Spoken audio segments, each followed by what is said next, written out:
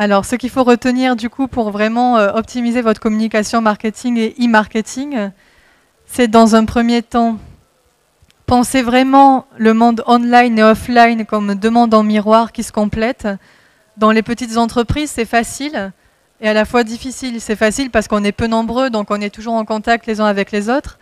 C'est plus difficile parce que ces opérations prennent du temps et qu'on est toujours plongé dans l'opérationnel et que c'est très compliqué de penser à la fois à relancer Monsieur Michu et à alimenter le compte Twitter. Enfin, ça peut vite être vraiment une action qui va vous déborder. Que vous soyez dans une petite entreprise ou une grande, il faut vraiment garder ça à l'esprit.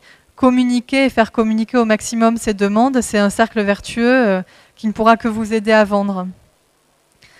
Toujours penser aux 3 missions de la marque, faire connaître, faire aimer et faire vendre, et ne pas rester focalisé que sur le faire vendre ou que sur le faire connaître, ça serait peut-être même pire, mais il faut vraiment penser à ça et voir la mission marketing comme quelque chose de global. Diversifier vos actions.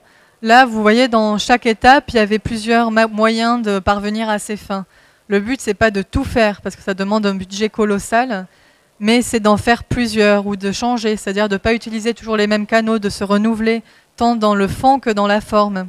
C'est-à-dire pas dire toujours les mêmes messages, mais pas les dire toujours aux mêmes endroits, parce que comme ça vous permettra de prospecter de manière plus large.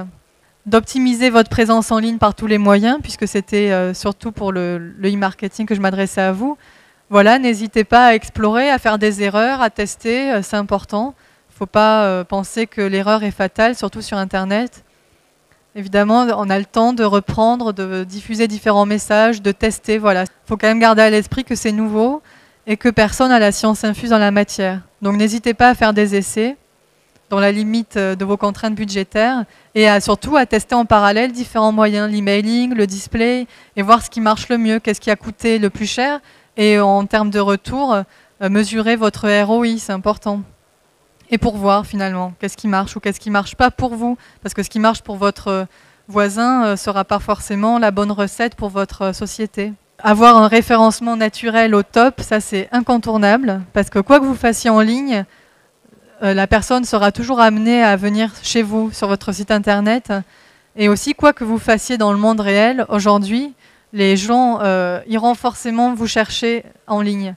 Donc votre site internet, soignez-le et faites en sorte qu'il soit vraiment le plus accessible possible. C'est vraiment très important. Proposez toujours plus de contenu à valeur ajoutée. Ça, à mon avis, c'est la recette sur internet quand les gens sont submergés de messages, d'informations. Qui est-ce qui se démarque? C'est celui qui dit quelque chose de plus intéressant que le voisin. Donc ça, il faut vraiment penser à prendre du temps dans votre société, que ce soit un post ou votre post de temps en temps, pour essayer de penser à ce qui intéresserait vos prospects. Avant, quand on n'était que dans le monde réel, je pense qu'on pensait différemment et les sociétés pensaient à vendre, à être attirants, à avoir un prix. Voilà, on était là-dessus, sur le prix, la promotion. Maintenant, c'est vrai que sur le net, il faut penser à ça. Il faut être un partenaire intéressant, qui ait quelque chose à raconter. C'est pas facile et on n'a pas tous été formés pour ça. Donc ça demande une remise en question et des manières de travailler différentes. Mais voilà, le plus tôt on s'y adapte et le mieux on se positionne aussi par rapport à ses concurrents qui n'ont pas forcément encore ces réflexes. Voilà, le dernier point, et c'est là-dessus que je pourrais éventuellement ouvrir le débat, c'était booster vos emailing pour vendre plus. Voilà, puisqu'a priori l'emailing reste aujourd'hui malgré son grand âge, le moyen de prospection incontournable, en B2B en tout cas.